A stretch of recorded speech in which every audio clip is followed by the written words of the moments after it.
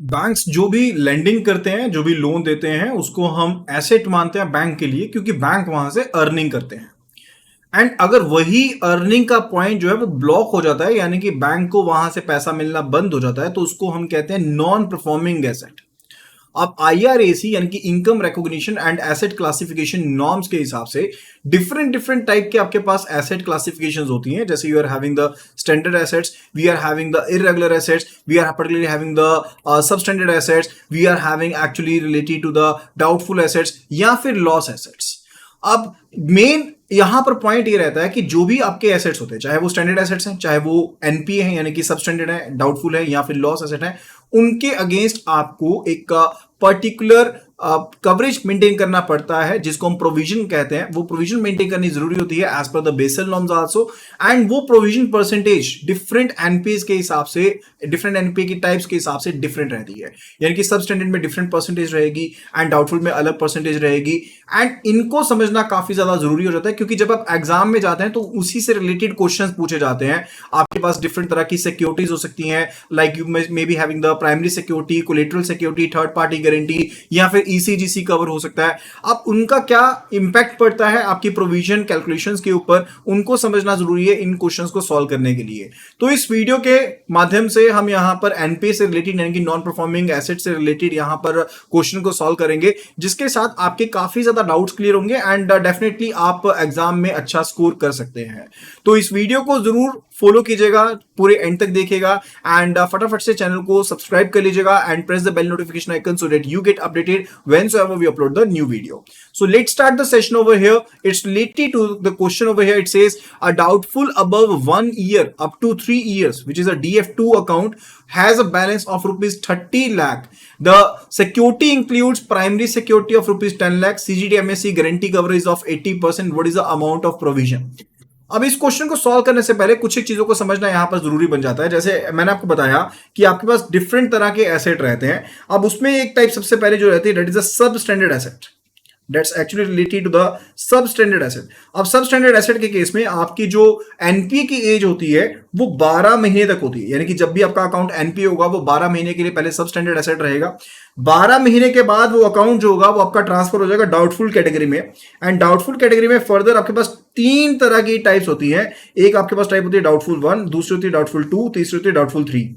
तो डाउटफुल 1 में भी 12 महीने के लिए रहता है एंड उसके बाद डाउटफुल 2 में आगे 24 महीने के लिए रहता है एंड डाउटफुल 3 में ग्रेटर देन 36 मंथ्स यानी कि 36 महीने ये वाले पूरे करने के बाद जब तक उसे वहां से निकाला नहीं जाता वो डाउटफुल 3 में ही रहने वाला है। अगर किसी वजह से अगर आप बुक्स में एनपीए को रखना चाहते हो, यानी कि वो काफी ज्यादा टाइम से आपका एनपीए है, आप रिकवरी नहीं कर पा रहे हो, लेकिन आपके ऑडिटर चाहते हैं कि आप उसको एनपीए कैटेगरी में भी रखें, अपनी बुक्स में मेंटेन करें, आप उसको राइट ऑफ ना करें, तो आप उसको लॉस कैटेगरी में यहां पर ट्रांसफर कर देते हो, राइट।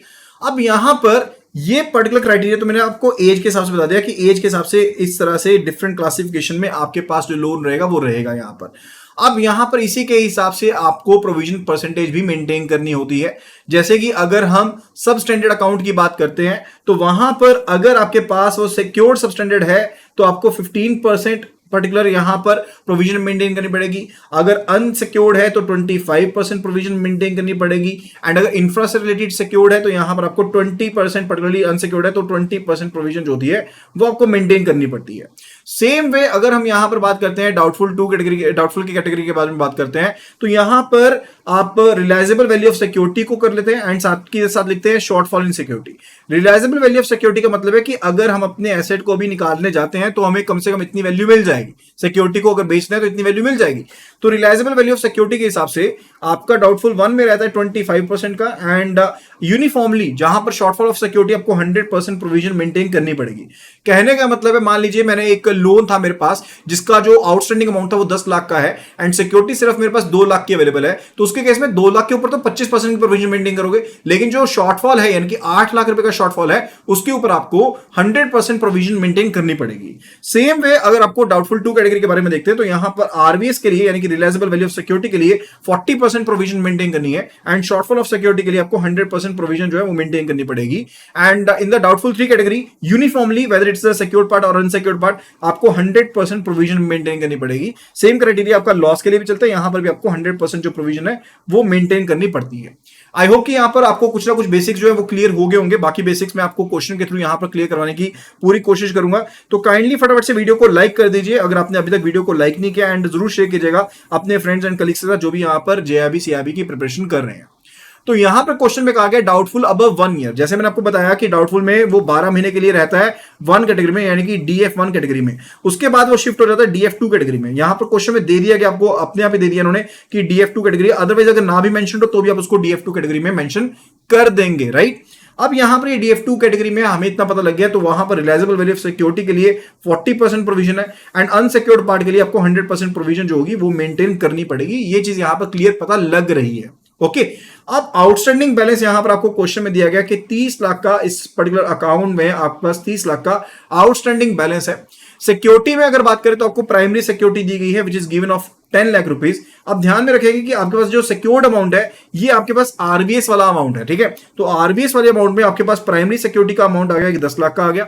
अब इसके बाद इन्होंने कह दिया कि आपके पास जो दूसरा बाकी अमाउंट है वो अनसिक्योर्ड है, राइट। तो 30 में से 10 का अमाउंट सिक्योर्ड हो गया, यानी कि 20 लाख का जो अमाउंट है वो मेरे पास काइंड ऑफ अनसिक्योर्ड अमाउंट हो गया। लेकिन ठहरिए, यहां पर एक और चीज हमें गिवन है, that is a CGTMSC guarantee. अगर आप बैंक में तो डेफिनेटली सीजीटीएमएससी का नाम सुन सुन के आपके कान पक गए होंगे, अभी तक आपने काफी बार इसका नाम सुना होगा। तो सीजीटीएमएससी गारंटी कवर यहां पर 80% का दिया गया है। अब ध्यान में रखेंगे जो भी सीजीटीएमएससी ईसीडीसी गारंटी का कवर होता है उसके ऊपर आपको कोई भी प्रोविजन मेंटेन करने की जरूरत नहीं पड़ती है। एंड आप प्राइमरी सिक्योरिटी को निकालने के बाद जो आपके पास सेकेंडरी सिक्योरिटी निकालने के बाद, यानी कि प्राइमरी प्लस सेकेंडरी सिक्योरिटी निकालने के बाद जो आपके पास अमाउंट बचता है उसके ऊपर आप ये कवर को कैलकुलेट करते हो। अब इस केस में मेरे पास अनसिक्योर्ड अमाउंट जो था 20 लाख का था, इसमें से मैं सीजीटीएमएससी का कवर 80% का जो दिया गया इसको सेपरेट कर देता हूं, यानी कि मेरे पास जो टोटली अनसिक्योर्ड पार्ट है वो यहां पर रह गया सिर्फ और सिर्फ 4 लाख रुपए का। तो ये मेरे पास अनसिक्योर्ड पार्ट रह गया, राइट। तो यहां पर देखिएगा सिक्योर्ड पार्ट मेरे पास 10 लाख का है, तो सिक्योर्ड पार्ट के ऊपर 40% की प्रोविजन के हिसाब से 4 लाख की प्रोविजन मेंटेन करेंगे, एंड अनसिक्योर्ड के ऊपर आपको 100% प्रोविजन मेंटेन करनी है। तो यहां पर भी 4 लाख की जो प्रोविजन है वो आपको मेंटेन करनी पड़ेगी। अगर टोटल प्रोविजन देखते हैं तो मुझे यहां पर 8 लाख की जो प्रोविजन है वो मेंटेन करनी पड़ेगी, and that would be related to this particular question, ठीक है। तो ये क्वेश्चन में इतना ही पार्ट था। आप इसके थ्रू समझ गए होंगे कि कैटेगराइजेशन क्या होती है एंड फर्दर किस तरह से हम न्यूमेरिकल को सॉल्व कर सकते हैं। ये काफी ज्यादा एक मैंने कॉम्प्लेक्स स्ट्रक्चर वाला जो न्यूमेरिकल था वो यहां पर पिक किया था। अदरवाइज अगर आपको क्वेश्चन में देखें तो आपको सिक्योरिटी कौन कौन सी हो सकती है, आपके पास प्राइमरी सिक्योरिटी हो सकती है, सेकेंडरी सिक्योरिटी हो सकती है, या फिर थर्ड पार्टी गारंटी हो सकती है। लेकिन ध्यान में रखेंगे कि थर्ड पार्टी गारंटी को जब भी हमने कैलकुलेशन करनी है आरबीएस के लिए, थर्ड पार्टी गारंटी को हम काउंट नहीं करते हैं, हम उसको अनसिक्योर्ड पार्ट में ही मानते हैं। इस चीज का काइंडली ध्यान रखेंगे। आई होप कि आपको ये वीडियो पसंद आई होगी। अगर वीडियो पसंद है तो फटाफट से वीडियो को लाइक कर दीजिए, शेयर कर दीजिए, एंड फर्दर फटाफट से चैनल को सब्सक्राइब कर लीजिए and press the bell notification icon so that आपको अगली आने वाली सब वीडियोस मिल पाए।